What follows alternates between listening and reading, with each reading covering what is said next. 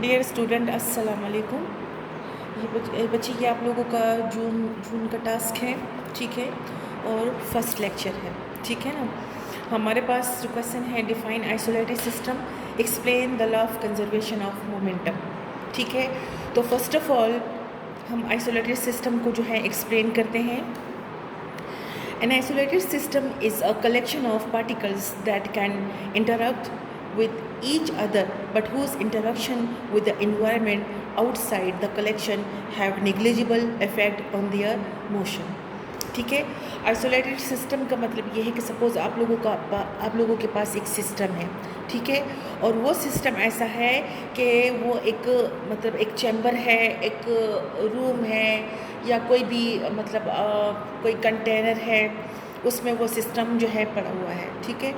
तो उस सिस्टम के अंदर मौजूद जितनी भी सारे आइटम्स होंगे, उन आइटम का आपस में इंटरेक्शन तो होगा, लेकिन उस आइटम्स का बाहर के एनवायरनमेंट में जो भी पार्टिकल्स हैं, जो भी आइटम्स हैं, उनके साथ उनका कोई भी इंटरेक्शन नहीं होगा।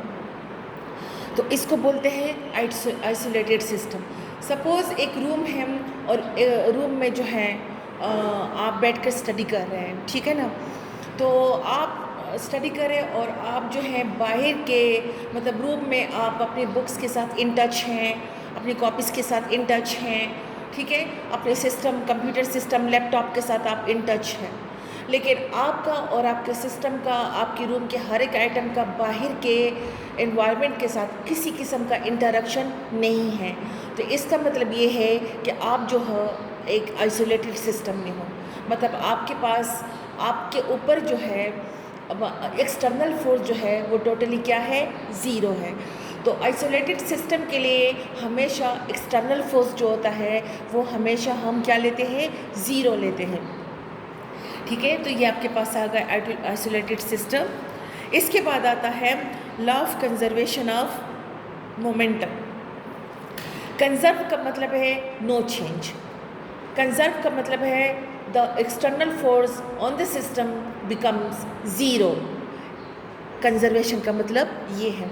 और हमेशा याद रखिए कि एक आइसोलेटेड सिस्टम को हम कंजर्वेटिव सिस्टम भी बोल सकते हैं, क्योंकि इस पे एक्सटर्नल फोर्स जो होता है वो ज़ीरो होता है। अंडरस्टैंड? अच्छा, law of conservation of momentum definition में ये है कि सपोज़ आपके पास एक सिस्टम है, ठीक है, और वो सिस्टम क्या है, एक कंजर्वेटिव सिस्टम है। कंजर्वेटिव सिस्टम जब होगा तो उसका सेकंड नेम क्या होगा, आइसोलेटेड सिस्टम होगा। और जब आइसोलेटेड या कंजर्वेटिव सिस्टम होगा तो ऑटोमेटिकली उस पर एक्सटर्नल फोर्स जो होगा वो ज़ीरो होगा, ठीक है। तो उस सिस्टम में मौजूद जितने भी सारे आइटम होंगे तो उनका जो मोमेंटम होगा तो वो हमेशा सेम रहेगा, मतलब जो उसका इनिशियल मोमेंटम होगा वही उसका फाइनल मोमेंटम होगा। ज़रूरी बात है कि अगर ये कंजर्वेटिव सिस्टम है या ये एक आइसोलेटेड सिस्टम है तो इस पे एक्सटर्नल फोर्स क्या होगा, ज़ीरो होगा। और मोमेंटम में तो चेंज तब आएगा जब उस पर एक्सटर्नल फोर्स अप्लाई होगा। तो जब इन दोनों सिस्टम के लिए एक्सटर्नल फोर्स ज़ीरो होगा तो ऑटोमेटिकली उसका मोमेंटम जो है वो कंजर्व्ड रहेगा। कंजर्व्ड का मतलब है नो चेंज, मतलब उसके मोमेंटम में कोई भी चेंज नहीं आएगा। जो इसका इनिशियल मोमेंटम होगा वही उसका फाइनल मोमेंटम भी होगा। अंडरस्टैंड? अब इसका यहाँ पे थोड़ा सा मैथमेटिकल डेरिवेशन करते हैं। Sorry. According to Newton second law of motion, अब देखिए सेकेंड लॉ ऑफ मोशन आपके पास क्या है, F is equal to ma। This is the mathematical form of Newton second law of motion. जबकि यहाँ पे जो a है that is shows the acceleration, and acceleration is equal to the change in velocity with the passage of time. So acceleration is equal to vf minus vi divided by del t. This is equation number 1. Put the value of a, this is a, in equation number 1. आपके पास जो acceleration की जो value है उसको आप equation number 1 में क्या करें, पुट करें। अंडरस्टैंड? अच्छा, तो यहाँ पे आपके पास आएगा, put the value of A in equation number 1, so F is equal to M, और ए की जगह यहाँ पे आ जाएगा V F minus V I divided by del T, ठीक है। So F is equal to, अब एम को इंटरनली पैरामीटर्स के साथ क्या करेंगे, मल्टीप्लाई करेंगे। So F is equal to M V F minus M V I divided by del T, ये आपके पास जो है सेकेंड इक्वेशन आ जाएगी। Understand? As we know, the product of mass and velocity is equal to momentum, ठीक है, और mass multiply by velocity we get momentum. So momentum is equal to mass into velocity. So this is also mass into velocity, this is also mass and velocity, but here the velocity is final, here the velocity is initial. So this shows the final momentum and this shows the initial momentum divided by del t. So equation number 2 becomes F is equal to P F minus P I divided by del T, ये आपके पास equation number second की second form आ जाती है, ठीक है ना। अब हम यहाँ पे करते हैं by cross multiplication. By cross multiplication mean del T को हम यहाँ पे भी मल्टीप्लाई करेंगे और यहाँ पे भी मल्टीप्लाई करेंगे, तो आपके पास आ जाएगा F del T is equal to P F minus P I.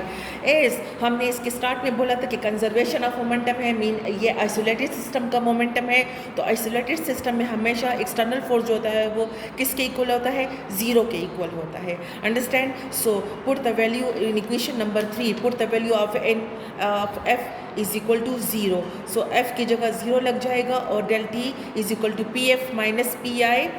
So everything multiply by 0 we get 0, so 0 multiplied by del t is equal to 0 pf minus pi, ठीक है।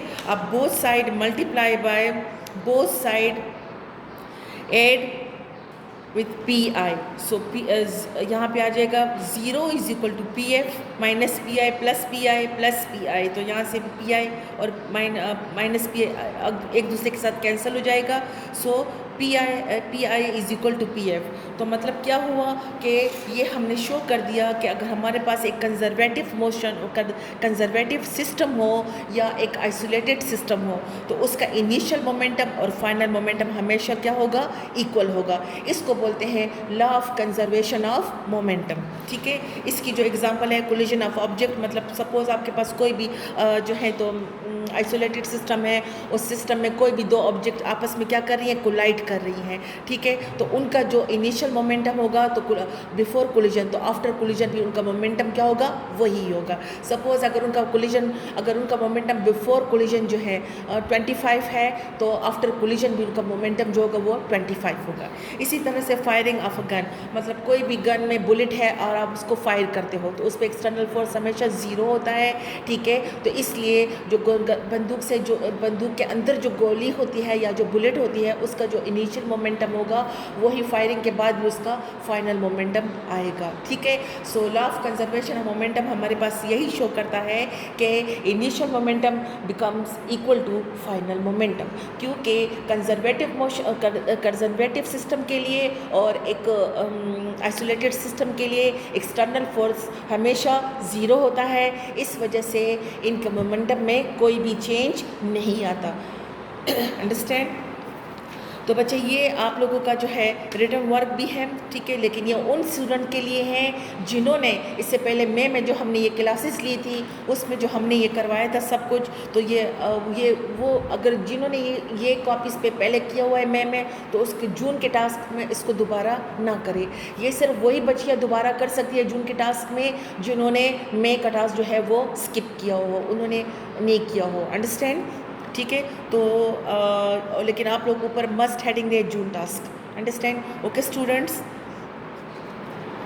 अल्लाह हाफिज़।